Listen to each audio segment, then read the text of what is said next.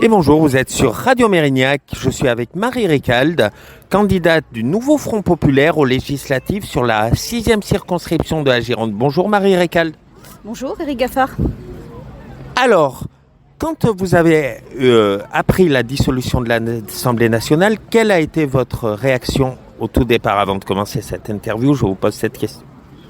Écoutez, quand on a appris la dissolution de l'Assemblée nationale, on n'avait même pas fini de dépouiller, et un président de la République qui annonce la dissolution, imaginant que les résultats ne lui seraient pas favorables, nous jette dans le chaos, et dans ces cas-là, un seul réflexe, le sursaut républicain. D'accord.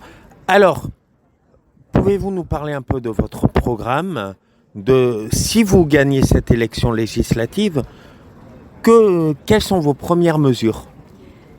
C'est d'abord un programme qui est basé sur l'apaisement, la justice et la restauration de l'image de la France, de notre pays, et de l'image qu'ont les citoyens de la démocratie aussi. De l'apaisement, il y en a besoin.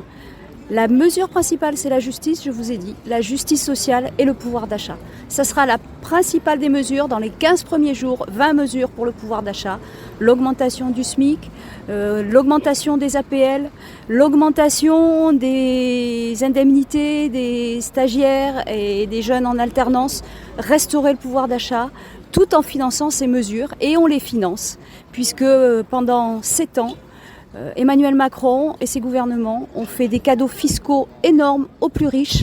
Cet argent, il fait aujourd'hui défaut. Il est en grande partie responsable de notre dette publique. Il n'y a pas que le Covid qui est responsable de notre dette. Et cet argent, il faut aller le récupérer en tenant compte des spécificités de chacun, et notamment des petites et moyennes entreprises qui ne doivent pas, elles, être ponctionnées, parce qu'elles sont le sel de notre développement économique, et donc il faut restaurer la justice sociale.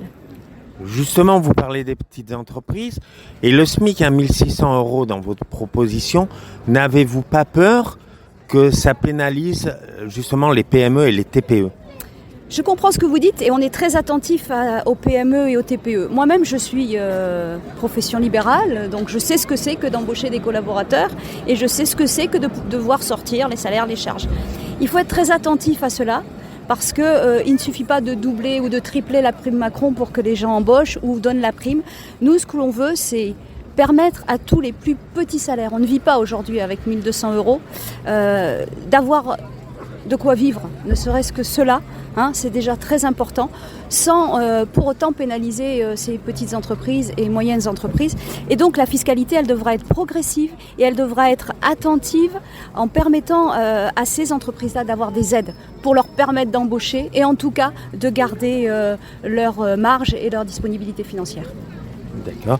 Alors, on va passer à une question un peu plus délicate, celle peut-être des alliances. Aujourd'hui, des électeurs de gauche sont un peu réticents à l'alliance LFI-NPA. Que pouvez-vous leur dire pour aller voter pour votre candidature? D'abord leur dire que Mélenchon ne sera pas Premier ministre de la France. Ça, c'est très important. Ensuite, que le programme du Nouveau Front Populaire, on n'a pas eu besoin. Vous savez, le président de la République a voulu faire un coup de force en se disant qu'on ne serait pas prêt. Nous, sur les valeurs qui nous rassemblent, on a eu besoin de 4 jours pour faire un programme qui tient la route, et dont les économistes, y compris une prix Nobel d'économie, disent qu'il tient la route financièrement. Donc ce qui nous rassemble est beaucoup plus important que ce qui nous divise. Et les extrêmes, ici, vous savez, sur le terrain, quand on est élu local, quand on est au contact des gens, on est loin des propos extrêmes et des attitudes extrêmes aussi. Donc n'ayez pas peur de ce nouveau Front populaire, au contraire, il est basé sur un programme social-démocrate qui veut rétablir la justice sociale et qui veut protéger les entreprises. Parce que pour partager les fruits de la croissance, il faut d'abord qu'il y ait croissance. D'accord. Alors, j'ai une question, ça sera mon avant-dernière question, un peu plus politique sur la circonscription, aujourd'hui, qui m'a été posée par des auditeurs et que je pose à tous les candidats. Aujourd'hui, sur la circonscription, il y a une nouvelle forme de délinquance, et dans certains quartiers, je ne lis pas ça, mais c'est une question qui m'a été posée par les auditeurs, il va y avoir un CRA aujourd'hui, un centre de rétention administrative. Ça fait peur, ce CRA. Et aujourd'hui, Que pouvez-vous répondre aux habitants qui ont peur de ce CRA ? Je comprends leurs craintes parce que personne ne sait en fait ce que c'est qu'un CRA, un centre de rétention administrative. Le centre de rétention administrative qui sera sur Mérignac, c'est un lieu où les personnes qui n'ont pas d'autorisation de rentrer sur le territoire français et qui ont même une obligation de quitter le territoire français sont accueillis en attente de reconduite à la frontière. Donc c'est au contraire très important. Aujourd'hui, le CRA tel qu'il est accueille les gens dans des conditions indignes. Et la France, pays des droits de l'homme, ne peut pas accueillir les gens dans des conditions indignes, fût-ce des gens qui vont être reconduits à la frontière. Donc le CRA sera un lieu sécurisé, pas loin de l'aéroport, qui permettra de reconduire ces gens et de les ramener dans leur pays de façon digne. Et ça, c'est l'honneur de la France. D'accord. Alors, on en a parlé, mais si vous êtes élu, quelle pour vous sera votre priorité si vous êtes élu à l'Assemblée nationale ? Eh bien, la Commission de la Défense. Vous savez que cette circonscription est une circonscription attachée et importante pour la souveraineté de la France.